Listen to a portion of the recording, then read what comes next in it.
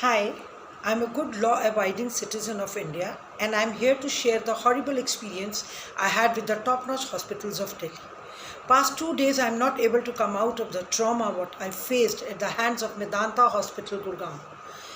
My son, who is an adult, needs a blood procedure every month because of a lifestyle condition he has past 25 years.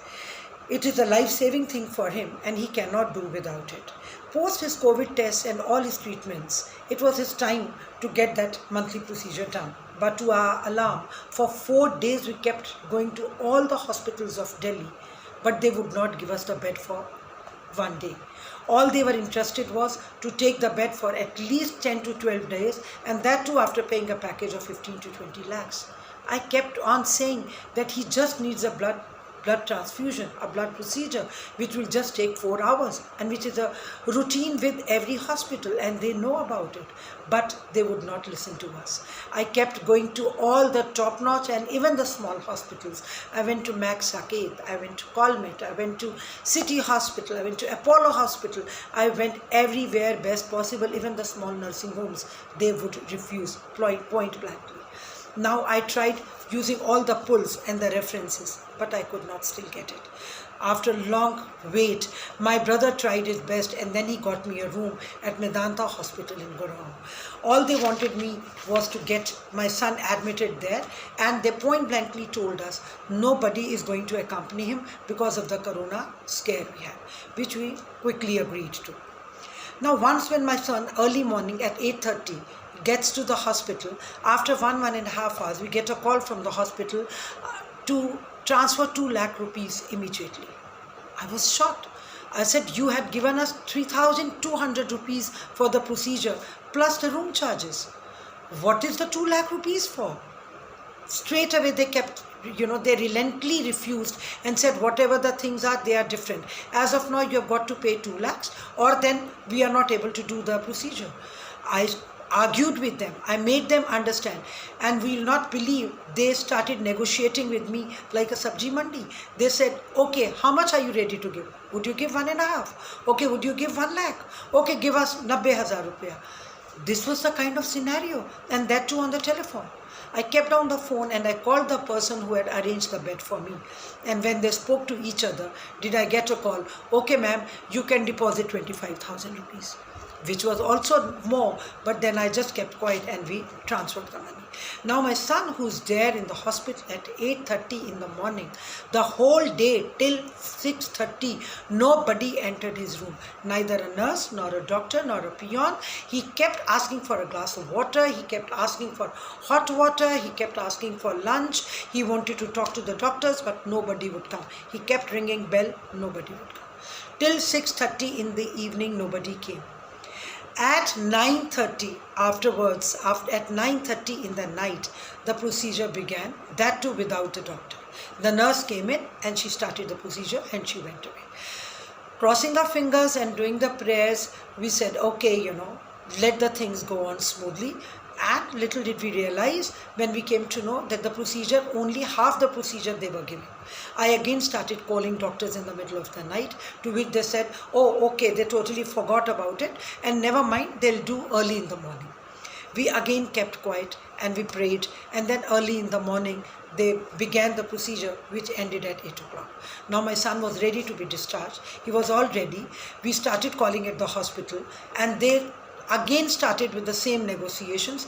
You have to pay this much amount of money more and then only can you discharge your son. That was again something which made us numb. How can they talk like this? I again called that person in between, and that person also just said, whatever best you can do, you do and just get out of it. It completely shook us. What is this all about? But because our son was there, we agreed to it. We again transferred the amount of money they wanted. But still they would make the calls and they kept asking us all irrelevant questions. What kind of a COVID test? What kind of a treatment? Where did you go? When did you go? How did you go? I kept on requesting them, ma'am, all this if you had to ask, you should have asked at the time of admission and not at the time of discharge. When my son has finished with his procedure, payments are paid, discharge slip is made, summary is written, why are you not allowing him to go? To this, they started again asking different questions. And in the meantime, my son called me that, Mom, there is a nurse who has come with 12 or 15 vials and they want to take my blood. And they're saying this is the protocol of the hospital to do the blood test. I kind of screamed on the phone, do not let them touch anything of yours, Tell them we do not want any test and that you are going to get discharged. The nurses went away, and again the hospital people are calling. They are trying their best to convince me, do this, do that kind of a test. The government will not allow this. The hospital will not allow this. And it was 4:30 in the evening without him being given a glass of water. And mind it, the room rent I was paying is 15,000 rupees. And not even a sip of water was he given. Then at the time at 4:30, I lost my mind. I started screaming. I started threatening them. If you do not allow my son to move out of the hospital, I'm coming with the police. I am going to call the women's cell and the police, and I'm right away marching there. To which they call my son and they say, your mom is speaking rudely to us, and whatever best and done, you want to go, you go. We are not going to allow you to go from the lift from here, He was on the 11th floor. 10 times he went till the lift, but the lifts were locked. They would not allow him to go down. It was like as if he was made a hostage. He was made a hostage in the hospital just for to meet their demands. Just to meet their demands, he was made a hostage in the hospital. He was shit scared. What to do? I again pleaded, they would not take my calls. I kept trying. I wanted to run away, but I knew they would not let me in the hospital because this big COVID scare is there. I again called the person who was in charge, but they also kept, switched off their phones. I again requested, but they didn't listen. Then at the top of my pitch of my voice, I again threatened, I accused, and, I really shouted and screamed and I cried. Did I come to know at 6 o'clock that my son called me, Mom, finally somebody has come up and they're taking me down and I'm coming back in my own car. And my son drove back in 40 minutes.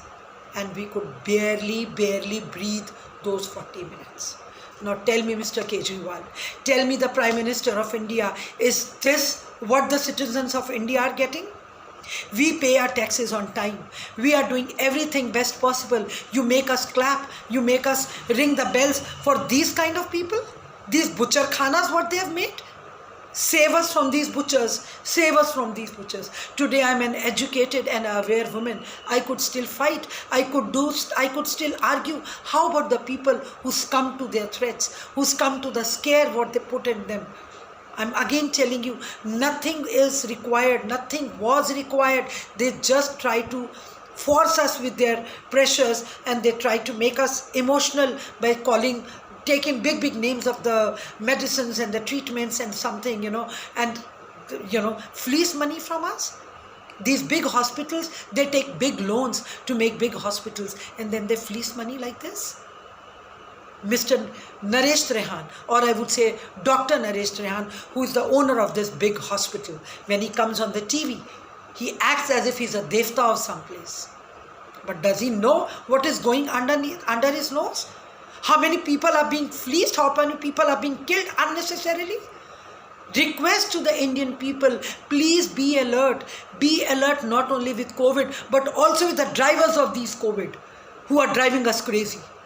Look into it, Mr. Kejriwal, before it is too late. These hospitals should be shut. They should be closed down. Licenses should be cancelled. However big they are, they cannot play with our lives. They cannot play with our lives.